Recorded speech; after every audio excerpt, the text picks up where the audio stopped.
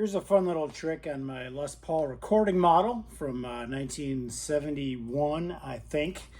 Everyone's talking about the in-phase, out-of-phase thing with the greenies, and these old Les Paul models of recording model, if I can show you that.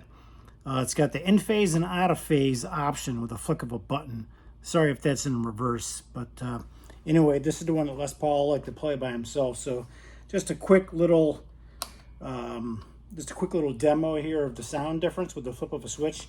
This is center position, both pickups in phase. And then here it is out of phase. In phase.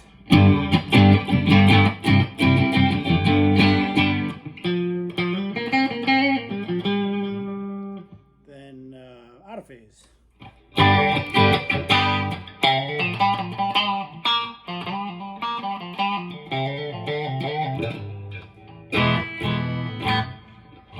Just a quick little demo. It's kind of cool just to flip up a switch again. Here it is in phase.